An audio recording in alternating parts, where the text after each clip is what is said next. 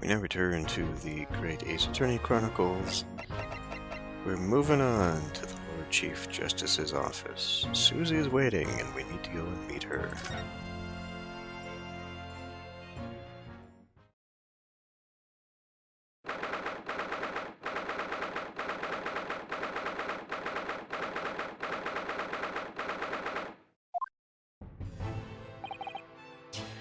Yes, no matter how many times I come here, I always get the same sense of oppressiveness somehow. Do you think this place is oppressive? I think it's normal. She can read my voice and my thoughts too.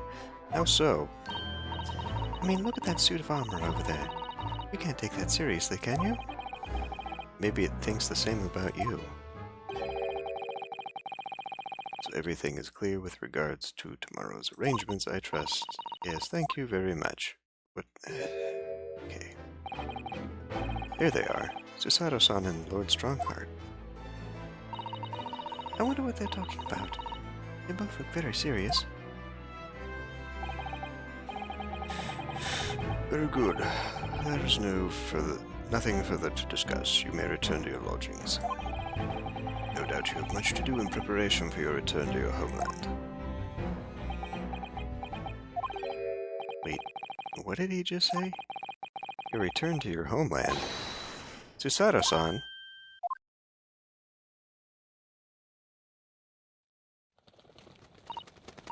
No, Mr. Naruhodo. What was that all about?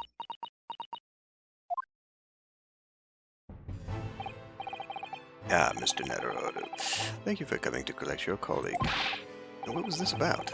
Why are you talking about Miss Susato's return to her homeland? And tomorrow? Which means we only have today to figure this out. Tomorrow? But what about Ginny's trial? You mean she's been formally charged now? Oh dear.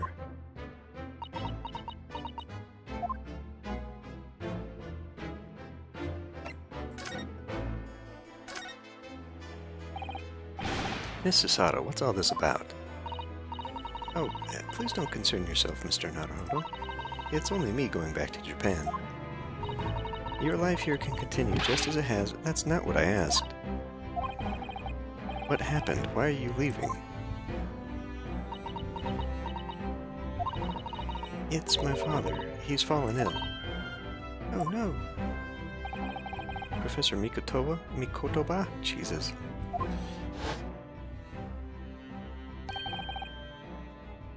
What was your voice? If I may, yes. Sorry, you must be the defendant. Ryunosuke Naruhodo, I believe. Okay. Can we skip through this? We already did this stuff. Eugene Mikotoba, Professor of Forensic Science, whatever. We'd received an international telegram from the Empire of Japan informing us of the news. 10 days ago, Father collapsed with a fever. The cause is apparently unknown. And it seems he grows weaker day by day. I don't believe it.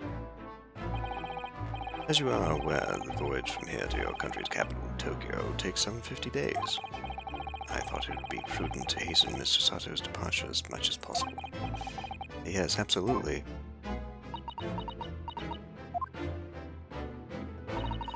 I will leave London first thing tomorrow morning. I can't believe this is happening.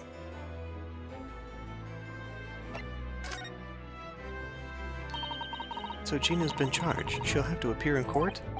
Yes, she was formally charged a few hours ago, and the date of the trial has already been set for tomorrow. No, not even 24 hours later? Gina. Ah, the Lestrade girl, and the murder of the Baker Street pawnbroker, yes. An all too conspicuous case. Conspicuous? It's the first time I've ever heard that word.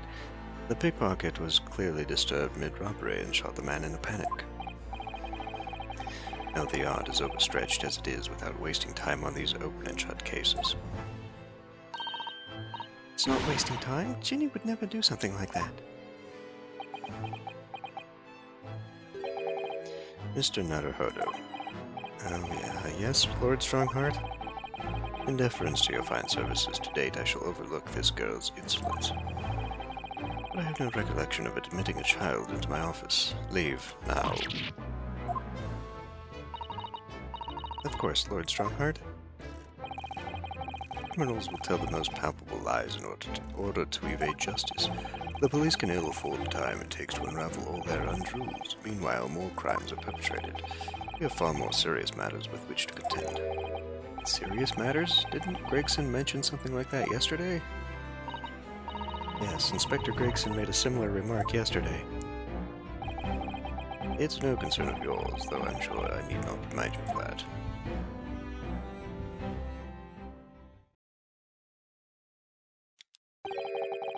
3 minutes precisely until my next meeting. You must excuse me.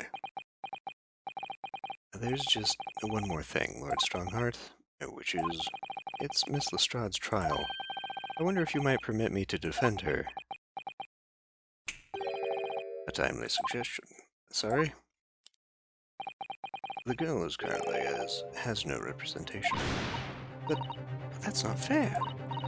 Yes, she may be a pickpocket, but she still deserves a fair trial. Do not misunderstand me, young lady. The government provides for those too poor to afford representation with a public defender.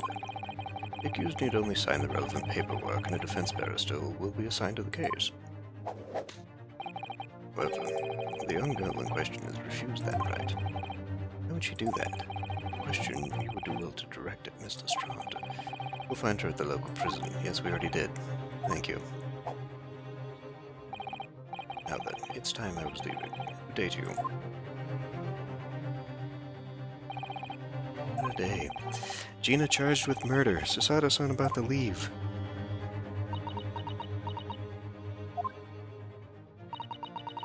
Come, Mr. Naruhodo, Iris. We must make haste. But, Susie... You're leaving for Japan tomorrow morning, aren't you?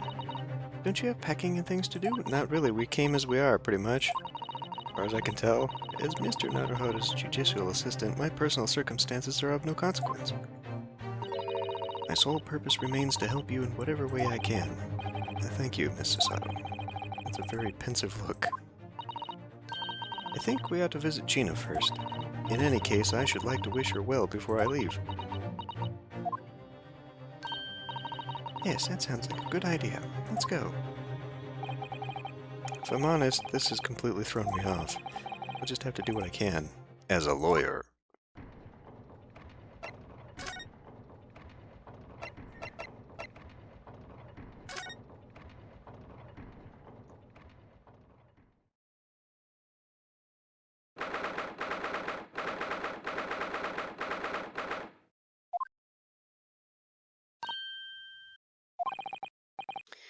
Hello again, Gina.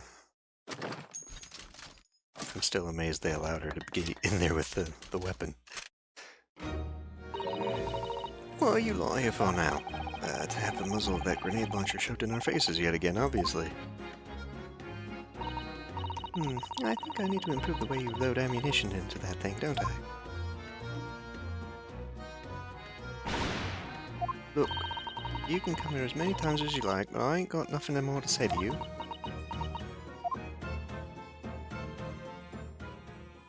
Fortunately, this is not true. I say unfortunate because I'm really getting tired of these voices.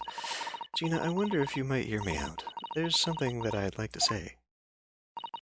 What? I'm sorry to say that I must reluctantly bid you farewell. Aye, farewell? Tomorrow I must begin my journey back home, to Japan. I fear we may never meet again. Oh, right. I've had the pleasure of meeting so many lovely people here in London. I have so many wonderful memories. And yet, as things stand now, it will be a glum parting indeed. Poor Iris is so miserable.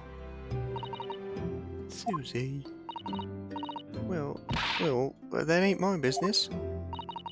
Both Iris and Mr. Naruhodo believe you to be innocent, Gina. They've put their faith in you.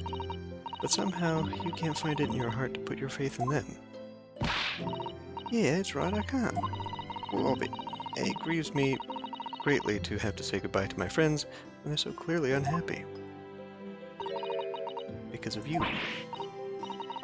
it's my fault.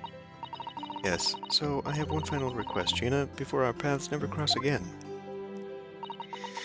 Right here and now, I want you to show both of them that you don't deserve the faith they've invested in you.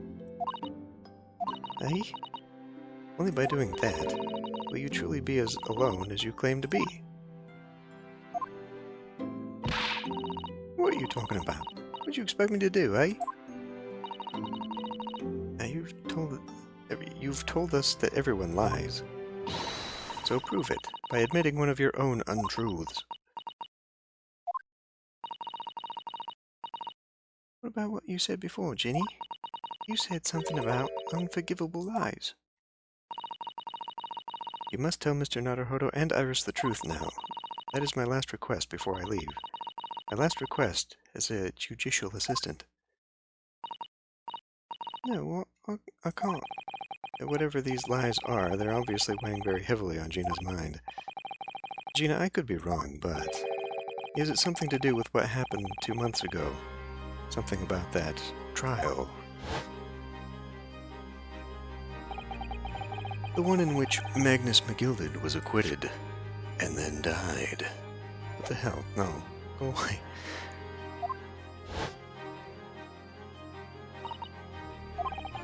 The case of that mysterious murder that took place inside the omnibus. You were called as a witness by the prosecution. Is that what this is about?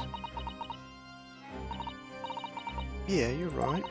Because in that trial, I lied. I lied like you wouldn't believe. Oh, I'd believe it. Will you tell us about it now?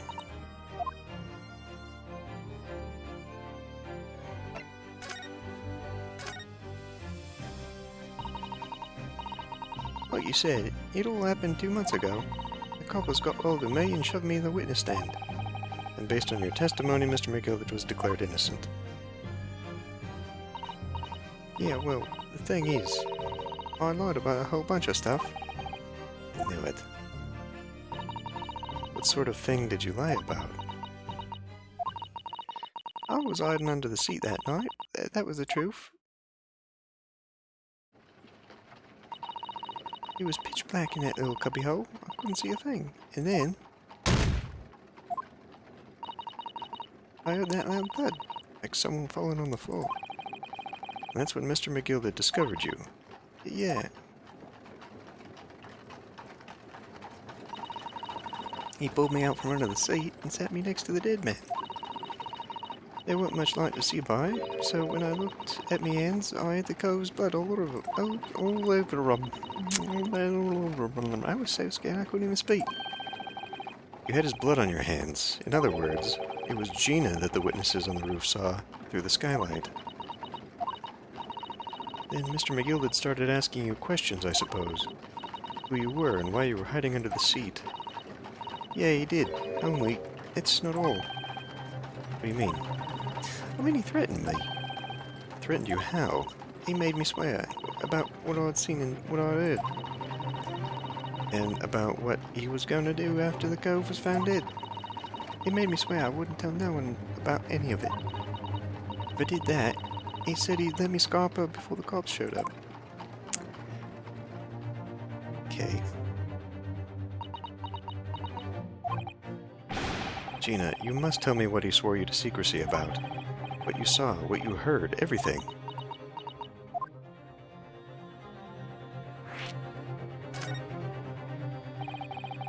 You said McGilded made you swear not to tell anybody what you saw, but you were in the pitch-black compartment under the seat the whole time, weren't you? Yes, with Mr. McGilded sitting above your head, if I remember correctly. Yeah, that's the truth, but it was when I heard the thud of the cove hitting the floor. I let out a little scream, see? Couldn't help it. McGilded heard that and dragged me out by my arm, and that's when I saw it. It was on the floor next to the old geezer what had been stabbed. A disc, all bright and shiny. Disc? Do you mean... Yeah, that's it. The one what the D took off me at Winterbanks. So the music box disc was there on the floor of the omnibus. But not for long, Mr. McGilded spotted it right away. He picked it up smartish and stuffed it in his inside pocket. So that disc was in the omnibus 2 months ago at the scene of Mr. Mason's murder. And the bog trotter told me I weren't to matter a word of it to no one.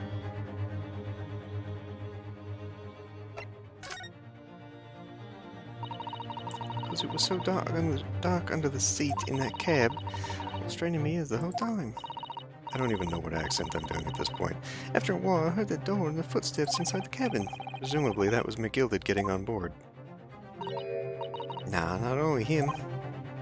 Oh, because I could definitely make out the footsteps of 2 people. Oh boy. In that case, it would seem likely that it was Mr. McGilded and the victim, Mr. Thrice-Fired Mason. In his testimony during the trial, Mr. McGilded claimed he slept during the carriage ride.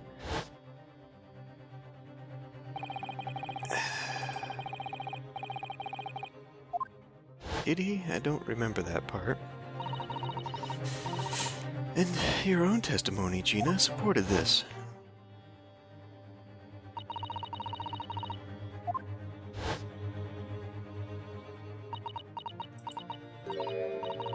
Yeah, that weren't exactly true. Hooray, we have perjury on our hands. Neither of them was asleep. I could hear them talking the whole time in low voices. What? What were they talking about?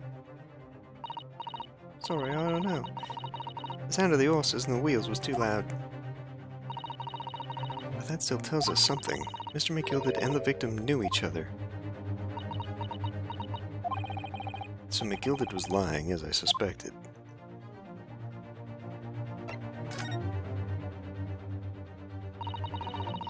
I knew it weren't going to take too long before someone raised the alarm that the bloke had been killed. Yes, you were quite right. The other passengers on the roof deck noticed very quickly. When the cab came to a stop, McGilded told me to hide back under the seat again. I climbed in and waited. The 2 cops from up top ran off to get the coppers. Yes, Mr. Fairplay and Mr. First.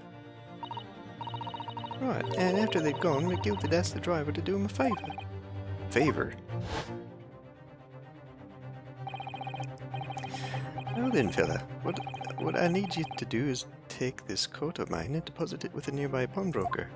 Oh boy. And for your troubles, let's see now. I'll give you 10 guineas. A nearby pawnbroker? You mean on Baker Street? Yep, you got it. It was Winterbanks.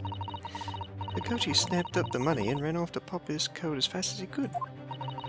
So then there was no one left in the carriage. McGilded opened the box under the seat and let me out of there. And not without conditions. You see.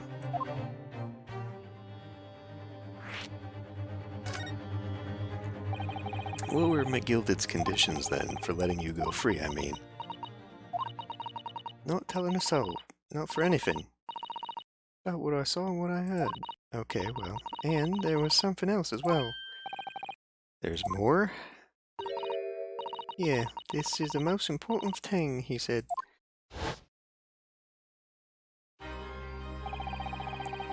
I'm after sending the coachman on a little errand for me with some small change in his hand. Now then, did you hear what I asked of him? Did you see anything at all? At all? You asked him to go pop your weasel, right? Aye, the fiend's taken me overcoat to deposit with a pawnbroker hereabouts. I don't want you, lass, to take the redemption ticket for it. Do you understand? Well, you want me to have the ticket? That's right. And I'll come and fetch it from you later. Sometime within the next 2 months. You're to hang on to it till then. Is that clear? And whatever you do, don't lose it. Alright then, and in case I might happen to be delayed at all, you're to go to the pawn shop, Winterbanks so it is, and you're to extend the loan before the 2 months is up. If you forget, the article will be forfeited and any old fiend can come along and buy it. Eh? But I ain't got that kind of brass. Here's £5. That should be enough. We understand each other, lass. Don't try and turn funny now. If you go against me... Yeah, I get it. Good. And one more thing. If a few days from now you'll be visited by the police, I've no doubt. The coppers? Aye. They'll come asking you to take the stand in court, to testify as a witness. So let's just have a wee chat about that, shall we? What it is that you might say and what it is that you won't. I don't need this many ellipses.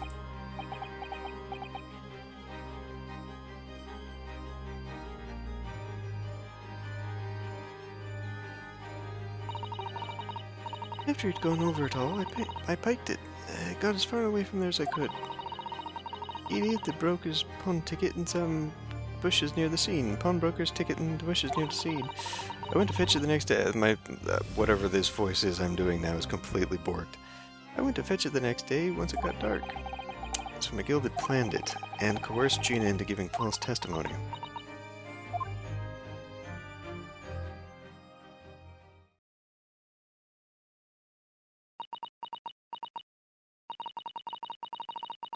I'll bet you're ready to string me up, eh? I lied in the big old courtroom. I told some corkers. The thing is, he said he would make it so we couldn't live in the East End no more. That's what he threatened me with. Oh, wicked man. He knew everything what went on in the back slums. He knew we had no one to look after us, and he was, well, fuck me with his voices, and we was all just looking out for each other, getting by together. So you mean Mr. McGill would have, in a heartbeat, he could have had the whole lot of us chased out of there if he wanted, and then where could we have gone, eh? Nowhere, that's where. So I didn't have no choice. Thank you, Gina, for telling us everything. Right, I'm for it now, eh? Go on, admit it. You must be livid. Well, you can make amends by doing me a simple favor. Favor? What? Sign the representation papers for tomorrow's trial. Hey? If you don't actually want me to represent you in court, you can rip it up later, but we need that paperwork or we can't investigate. The police won't let us. Investigate what? The scene of the incident last night. Mr. Sholmes was shot, you see. You what? Elliott's having a big operation right now, Ginny. Is it bad? Is he gonna be alright? Sholmes is gonna be alright, right? That's why I want to investigate, for Mr. Sholmes' sake as much as anything. Right. So what you're saying is, if I sign that bit of paper, everyone ends happy, is that it? Something like that. Mr. Sato? Yes, of course. I have the representation papers here.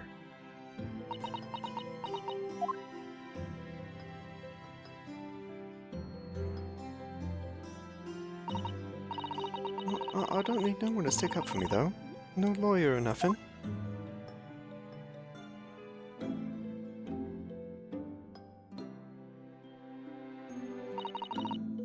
Oh, Jeannie, she seems so lonely.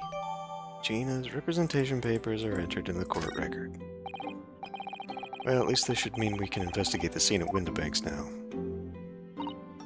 Yes, and perhaps we can come back to visit Ginny when we're done there.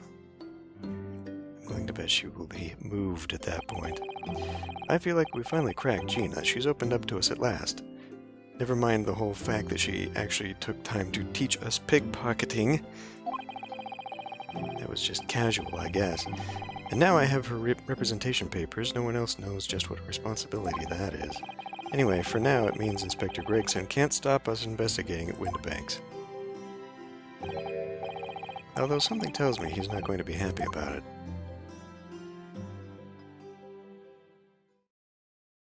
Perfect. Perfect time.